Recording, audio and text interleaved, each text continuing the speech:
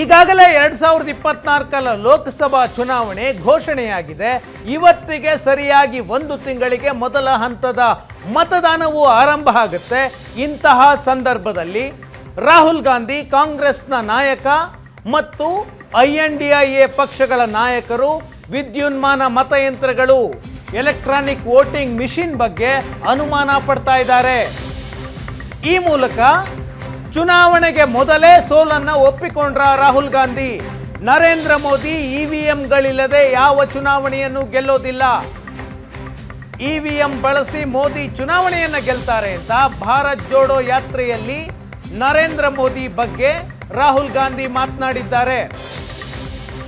ಹಾಗಾದ್ರೆ ಈ ಚುನಾವಣೆಯನ್ನು ನಾವು ಸೋಲ್ತೀವಿ ಅಂತ ರಾಹುಲ್ ಗಾಂಧಿ ಸೋಲನ್ನ ಒಪ್ಪಿಕೊಂಡ್ರ. EVM ಮೇಲೆ ದೂರುವ ಮೂಲಕ ಈ ಚುನಾವಣೆಯಲ್ಲಿ ನಮಗೆ ಗೆಲುವು ಸಿಗೋದಿಲ್ಲ ಅನ್ನುವ ನಿರ್ಧಾರಕ್ಕೆ ರಾಹುಲ್ ಗಾಂಧಿ ಬಂದಿದ್ದಾರಾ? ಚುನಾವಣೆಗೆ ಮತದಾನಕ್ಕೆ 1 ತಿಂಗಳಿದೆ. ಈ ಸಂದರ್ಭದಲ್ಲಿ ಮತಯಂತ್ರಗಳ ಮೇಲೆ ಅನುಮಾನ ಬರುವ ರೀತಿಯಲ್ಲಿ INDIA ಪಕ್ಷದ ನಾಯಕರುಗಳು ಮಾತನಾಡ್ತಾ ಇದ್ದಾರೆ. ಮತಯಂತ್ರಗಳ ನೈಜತೆ ಪರೀಕ್ಷೆಯಾಗಬೇಕು ಅಂತ ರಾಹುಲ್ ಗಾಂಧಿ ಆಗ್ರಹ ಮಾಡ್ತಾ ಇದ್ದಾರೆ. EVM ಬದಲು ಬ್ಯಾಲೆಟ್ ಮತದಾನಕ್ಕೆ ರಾಹುಲ್ ಗಾಂಧಿ ಆಗ್ರಹವನ್ನು ಮಾಡ್ತಾ ಇದ್ದಾರೆ. ರಾಹುಲ್ ಗಾಂಧಿಯ ಜೊತೆಗೆ INDIA ಮೈತ್ರಿಕೂಟದ ನಾಯಕರು ಕೂಡ EVM ಬೇಡ, ಬ್ಯಾಲೆಟ್ ಪೇಪರ್ಗಳ ಮೂಲಕ ಮತದಾನ ಆಗಬೇಕು ಅಂತ ಆಗ್ರಹ ಮಾಡ್ತಾ ಇದ್ದಾರೆ. ಆದರೆ EVM ಬಗ್ಗೆ, ವಿಶ್ವಾಸಾರ್ಹತೆಯ ಬಗ್ಗೆ ಪ್ರಶ್ನೆ ಬಂದಾಗ ಸುಪ್ರೀಂ ಕೋರ್ಟ್ ಆ ಅರ್ಜಿಗಳನ್ನು ವಿಚಾರಣೆ ಮಾಡಿ ವಜಾ ಮಾಡಿದೆ. ಕಳೆದ 4 ದಿನಗಳ ಹಿಂದಷ್ಟೇ ಸುಪ್ರೀಂ ಕೋರ್ಟ್ಗೆ ಬ್ಯಾಲೆಟ್ ಮೂಲಕ ಮತದಾನ ಆಗಬೇಕು ಅಂತ ಒಂದು ಅರ್ಜಿ ಬಂದಿತ್ತು.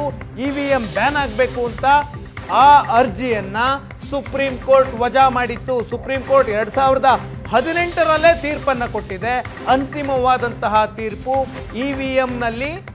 EVMನಿಂದ ಚುನಾವಣಾ ಅಕ್ರಮ ಸಾಧ್ಯ ಇಲ್ಲ ಅಂತ ಸುಪ್ರೀಂ ಕೋರ್ಟ್ 2018ರಲ್ಲಿ ತೀರ್ಪು ಕೊಟ್ಟಿದೆ.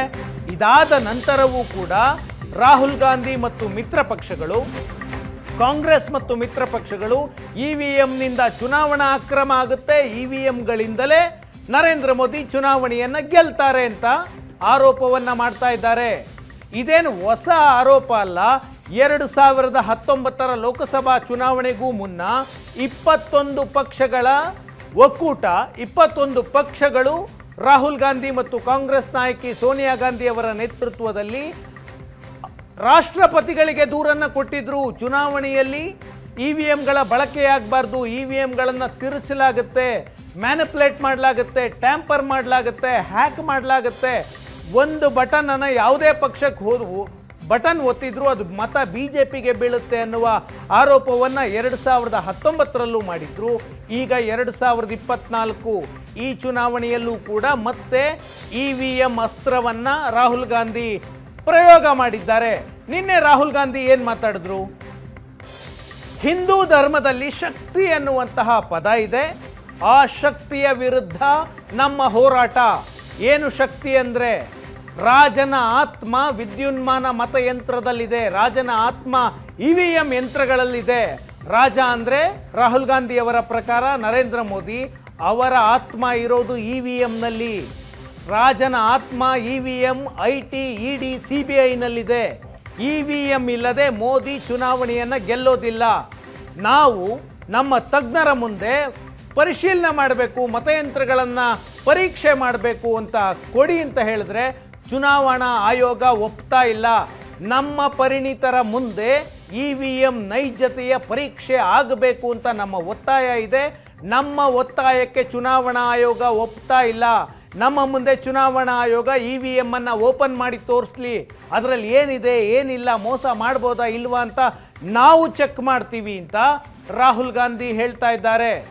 ಆದರೆ ಇದಕ್ಕೆ ಆಯೋಗ ಸಿದ್ಧವಿಲ್ವಂತೆ. ಚುನಾವಣಾ ಆಯೋಗ EVM ಮತ ಮತ್ತು VVPAT ಬ್ಯಾಲೆಟ್ ಮತ ಎಣಿಕೆ ಆಗಬೇಕು ಅಂತ ಇವರ ಒತ್ತಾಯ. ಅಂದರೆ EVMನ ಮತ ಕೌಂಟ್ ಆಗುತ್ತೆ, ವೋಟ್ ಹಾಕಿದ ನಂತರ ಎಲೆಕ್ಟ್ರಾನಿಕ್ ವೋಟಿಂಗ್ ಮಿಷಿನಲ್ಲಿ ಡಿಜಿಟಲಿ ರೆಕಾರ್ಡ್ ಆಗುತ್ತೆ, ಅದು ಕೌಂಟ್ ಆಗುತ್ತೆ. ವಿ ವಿ ಪ್ಯಾಟ್ ಅಂತ ಮತ್ತೊಂದು ಮಷೀನನ್ನು ಇಟ್ಟಿರ್ತಾರೆ. ನಾವು ಮತ ಹಾಕಿದ ನಂತರ 7 ಸೆಕೆಂಡ್ಗಳ ಕಾಲ ನಾವು ಯಾರಿಗೆ ಮತ ಹಾಕಿದ್ದೇವೆ ಅಂತ ಡಿಸ್ಪ್ಲೇ ಆಗುತ್ತೆ. ಪ್ರಿಂಟೆಡ್ ಕಾಪಿ, ಆ ಪ್ರಿಂಟೆಡ್ ಕಾಪಿ ಒಂದು ಬಾಕ್ಸಲ್ಲಿ ಹೋಗಿ ಬೀಳುತ್ತೆ. ಅದನ್ನು ಮತ ಎಣಿಕೆಯ ದಿನ ಚುನಾವಣಾ ಆಯೋಗ ಕೌಂಟ್ ಮಾಡೋದಿಲ್ಲ. ಯಾವುದಾದ್ರೂ ವಿವಾದ ಬಂದಾಗ, ಚುನಾವಣಾ ಅಕ್ರಮ ಆಗಿದೆ ಅಂತ ಕೋರ್ಟ್ಗಳಿಗೆ ಕೇಸು ಹೋದಾಗ ಈ ವಿ ವಿ ಪ್ಯಾಟ್ನಲ್ಲಿರುವಂತಹ ಮುದ್ರಿತ ಪ್ರಿಂಟ್ಗಳನ್ನು ಎಣಿಕೆ ಮಾಡಲಾಗುತ್ತೆ.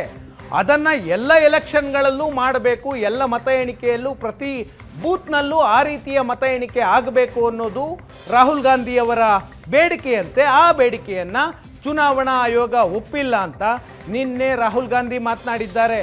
ರಾಹುಲ್ ಗಾಂಧಿ ಅಷ್ಟೇ ಅಲ್ಲ, ಫಾರೂಕ್ ಅಬ್ದುಲ್ಲಾ ಕೂಡ ಮಾತನಾಡಿದ್ದಾರೆ. ಮತಯಂತ್ರಗಳು ಅಂದ್ರೇನೆ ಕಳ್ಳತನ, ನಮ್ಮ ಸರ್ಕಾರ ಬಂದರೆ ಮತಯಂತ್ರಗಳನ್ನು ಬ್ಯಾನ್ ಮಾಡ್ತೀವಿ ಅಂತ ಫಾರೂಕ್ ಅಬ್ದುಲ್ಲಾ ಹೇಳ್ತಾ ಇದ್ದಾರೆ. ಜಮ್ಮು ಕಾಶ್ಮೀರದ ಮಾಜಿ CM ಇದೇ ಫಾರೂಕ್ ಅಬ್ದುಲ್ಲಾ ಈ ದೇಶಕ್ಕೆ ಮೋದಿಯಂತಹ 10 ಪ್ರಧಾನಮಂತ್ರಿಗಳು ಬಂದರೂ ಕೂಡ ಆರ್ಟಿಕಲ್ 370 ತೆಗೆಯೋಕ್ಕೆ ಸಾಧ್ಯನೇ ಇಲ್ಲ ಅಂತ ಹೇಳಿದರು. ಹಾಗೆ ಹೇಳಿದ 1 ವರ್ಷಕ್ಕೆ ಆರ್ಟಿಕಲ್ 370ಯನ್ನು ಮೋದಿ ಸರ್ಕಾರ ಕಿತ್ತು ಬಿಸಾಕ್ತು. ಇವರ ಸರ್ಕಾರ ಬಂದರೆ ಮತಯಂತ್ರವನ್ನು ಬ್ಯಾನ್ ಮಾಡುತ್ತಂತೆ. ಮತಯಂತ್ರವನ್ನು ಚುನಾವಣೆಗಳಲ್ಲಿ ಕಡ್ಡಾಯ ಮಾಡಿದ ಯಾರು, ಅದರ ಹಿಸ್ಟ್ರಿ ಏನು, ಸುಪ್ರೀಂ ಕೋರ್ಟ್ ಏನು ಹೇಳಿದೆ, ಎಲ್ಲವನ್ನು ವಿವರವಾಗಿ ಹೇಳ್ತೀನಿ ನಾನು. ಅದಕ್ಕೂ ಮೊದಲು ನಿನ್ನೆ ರಾಹುಲ್ ಗಾಂಧಿ ಏನು ಮಾತನಾಡಿದ್ರು ಕೇಳ್ಕೊಂಡು ಬನ್ನಿ. हिंदू धर्म में शक्ति शब्द होता है. हम शक्ति से लड़ रहे हैं, एक शक्ति से लड़ रहे हैं. अब सवाल उठता है वो शक्ति क्या है. जैसे किसी ने यहां कहा राजा की आत्मा ईवीएम में है. सही है, सही है, राजा की आत्मा ईवीएम में है. हिंदुस्तान की हर संस्था में है, ईडी में है, सीबीआई में है, इनकम टैक्स डिपार्टमेंट में है. मैं आपको बता रहा हूं, ईवीएम के बिना नरेंद्र मोदी चुनाव नहीं जीत सकता है. इलेक्शन कमीशन से हमने कहा कि एक काम कीजिए, विपक्ष की पार्टी को ये मशीनें दिखा दीजिए, खोल के हमें दिखा दीजिए ये कैसे चलती हैं, हमारे एक्सपर्ट्स को दिखा दीजिए. इलेक्शन कमीशन नहीं दिखाता. फिर हमने कहा देखिए इसमें से कागज निकलता है, वोट मशीन में नहीं है, वोट कागज में है. ठीक है, आप मशीन चलाइए मगर कागज की भी गिनती कर दीजिए. इलेक्शन कमीशन कहता है नहीं, कागज की गिनती नहीं होगी. क्यों नहीं होगी, कैसे नहीं होगी? सिस्टम नहीं चाहता कि ईवीएम की गिनती हो जाए. क्यों? क्योंकि यह सिस्टम आपके धन को चोरी करने का सिस्टम है. ये मशीन जो है ये चोर है. मेहरबानी करके उस मशीन को देखिएगा. जब आप अपना बटन दबाएं, जो कागज वहां से लिखेगा वो देखिए कि आपका वोट उसमें है या दूसरा वोट गया है.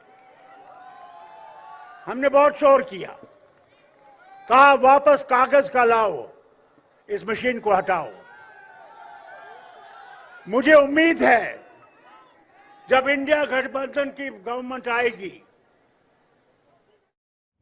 ಇದು ರಾಹುಲ್ ಗಾಂಧಿ ಮತ್ತು ಫಾರೂಕ್ ಅಬ್ದುಲ್ಲಾ ಅವರ ಹೇಳಿಕೆ. EVM ಸರಿ ಇಲ್ಲ ಅನ್ನೋದು. ಈವರೆಗೆ 4 ಲೋಕಸಭಾ ಚುನಾವಣೆಗಳನ್ನು EVM ಬಳಕೆ ಮಾಡಲಾಗಿದೆ ಪೂರ್ಣ ಪ್ರಮಾಣದಲ್ಲಿ. 2004, 2009, 2014, 2019 122 ವಿಧಾನಸಭಾ ಚುನಾವಣೆಗಳಾಗಿದೆ ಇಡೀ ರಾಜ್ಯಗಳಲ್ಲಿ. 2000ನೇ ಇಸ್ವಿಯಿಂದ 2024ರವರೆಗೆ 122 ವಿಧಾನಸಭಾ ಚುನಾವಣೆಗಳಾಗಿದ್ದಾವೆ. 315 ಕೋಟಿ ಮತದಾರರು EVM ಮೂಲಕ ಮತದಾನ ಮಾಡಿದ್ದಾರೆ.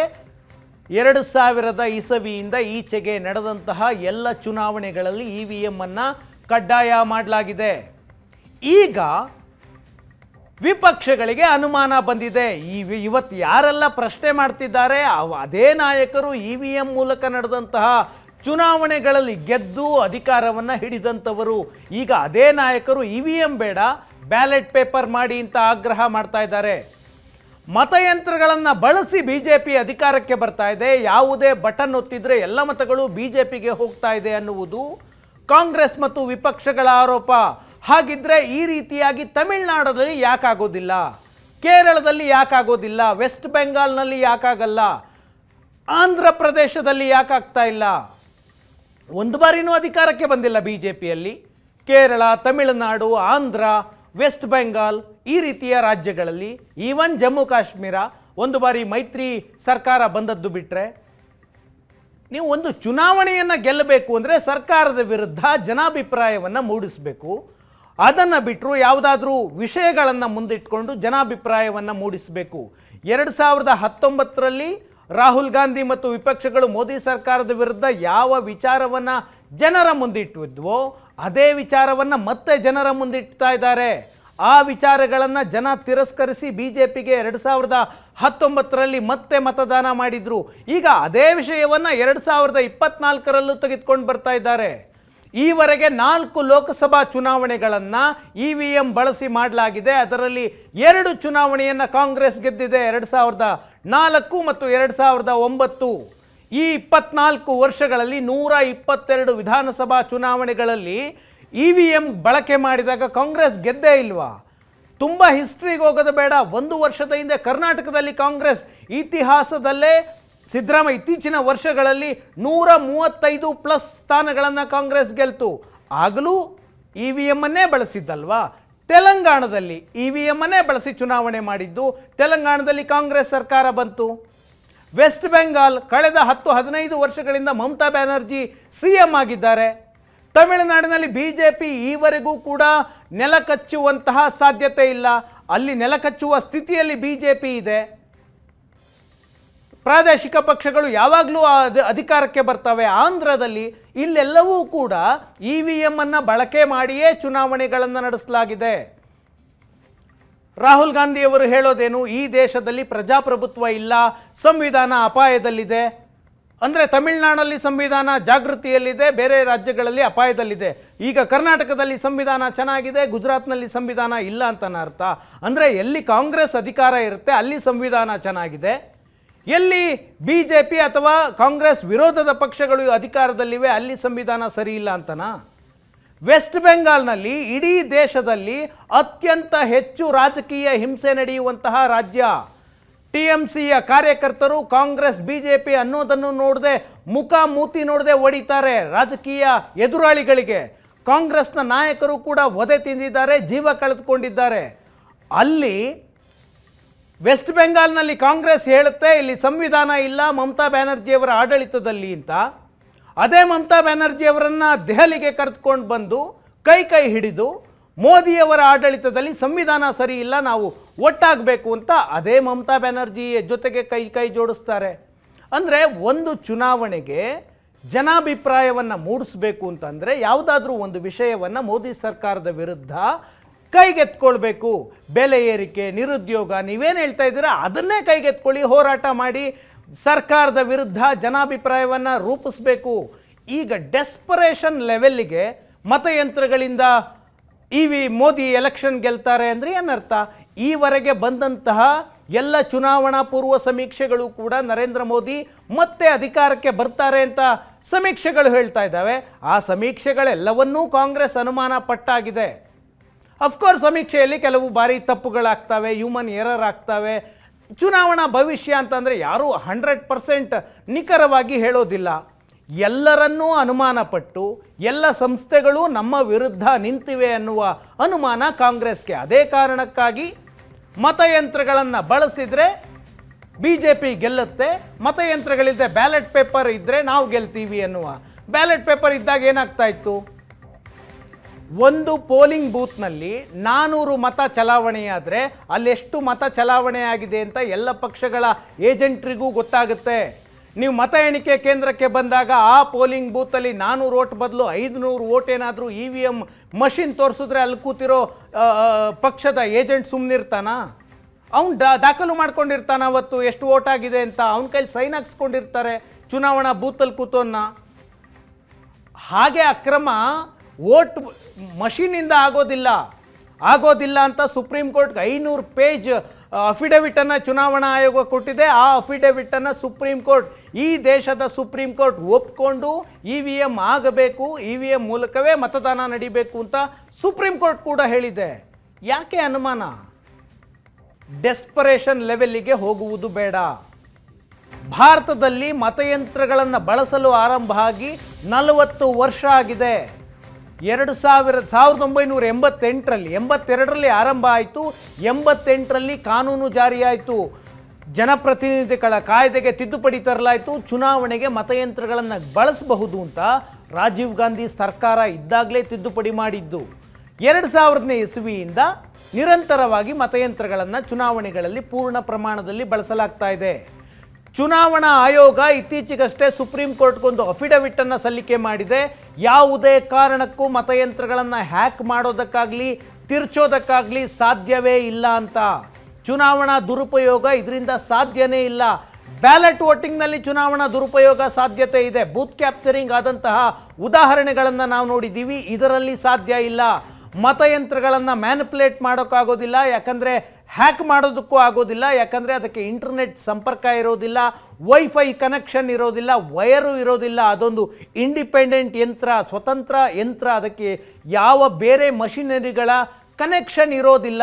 ಹಾಗಾಗಿ ಅದನ್ನು ಮ್ಯಾನಿಪುಲೇಟ್ ಮಾಡೋಕ್ಕಾಗೋದಿಲ್ಲ. ಜೊತೆಗೆ ಅದರಲ್ಲಿರುವಂತಹ ಚಿಪ್ಪನ್ನು ಕೇವಲ ಒಂದು ಬಾರಿ ಮಾತ್ರ ಪ್ರೋಗ್ರಾಮ್ ಮಾಡಬಹುದು, ಎರಡನೇ ಬಾರಿ ಪ್ರೋಗ್ರಾಮ್ ಮಾಡೋದಕ್ಕೆ ಸಾಧ್ಯವೇ ಇಲ್ಲ. ಹಾಗಾಗಿ ಹ್ಯಾಕ್ ಮಾಡೋದಕ್ಕೆ ಸಾಧ್ಯ ಇಲ್ಲ. ಏನಾದರೂ ಆದರೆ ಅದು ಟೆಕ್ನಿಕಲ್ ಪ್ರಾಬ್ಲಮ್ ಆಗಬಹುದು, ಬಿಟ್ಟರೆ ಹ್ಯಾಕ್ ಮಾಡೋದು ತಿರ್ಚೋದು ಇದ್ಯಾವುದೂ ಆಗೋದಿಲ್ಲ ಅಂತ ಸುಪ್ರೀಂ ಕೋರ್ಟ್ಗೆ ಅಫಿಡವಿಟನ್ನು ಆಯೋಗ ಸಲ್ಲಿಕೆ ಮಾಡಿದೆ. ಆ ಅಫಿಡವಿಟನ್ನು ಸುಪ್ರೀಂ ಕೋರ್ಟ್ ಒಪ್ಪಿದೆ. 20 ವರ್ಷಗಳಿಂದ EVM ಮೂಲಕ ಚುನಾವಣೆ ನಡೀತಾ ಇದೆ. ಈಗ ಅನುಮಾನ ಪಡೋದು ಬೇಡ. ಇವರೊಬ್ಬರೇ ಏನಲ್ಲ ಅನುಮಾನ ಪಡೋದು. 2009ರ ಚುನಾವಣೆಯಲ್ಲಿ BJP ಸೋತಾಗ ಲಾಲ್ ಕೃಷ್ಣ ಅಡ್ವಾಣಿಯವರು ಕೂಡ EVM ಮೇಲೆ ಅನುಮಾನವನ್ನು ಪಟ್ಟಿದ್ರು. ಇದು ಕೇವಲ ಪೊಲಿಟಿಕಲ್ ಸ್ಟೇಟ್ಮೆಂಟ್ಗಳಾಗುತ್ತೆ ವಿನಃ ಏನು ಪ್ರಯೋಜನ ಇಲ್ಲ. ಮೋದಿಯ ವಿರುದ್ಧ ಜನಾಭಿಪ್ರಾಯವನ್ನು ರೂಪಿಸೋದಕ್ಕೆ, ಮೋಸ ಮಾಡಿ ಮೋದಿ ಚುನಾವಣೆ ಗೆಲ್ತಿದ್ದಾರೆ ಅಂತ ತೋರಿಸೋದಕ್ಕೆ ಈ ರೀತಿಯ ಆರೋಪಗಳು ಅಷ್ಟೇ. ಇದಾಗಿತ್ತು ಇವತ್ತಿನ ನ್ಯೂಸ್ 360. ಈಗ ಒಂದು ಬ್ರೇಕ್ನ ನಂತರ ವಿಶೇಷ ಕಾರ್ಯಕ್ರಮ ಪ್ರಸಾರವಾಗುತ್ತೆ. ನೇರ, ದಿಟ್ಟ, ನಿರಂತರ ಸುದ್ದಿಗಾಗಿ ನೋಡ್ತಾ ಇರಿ ಏಷ್ಯಾನೆಟ್ ಸುವರ್ಣ ನ್ಯೂಸ್.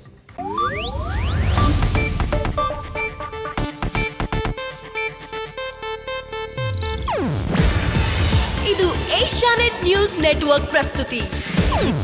ನೀವು ನೋಡ್ತಿದ್ದೀರಾ ಏಷ್ಯಾನೆಟ್ ಸುವರ್ಣ ನ್ಯೂಸ್.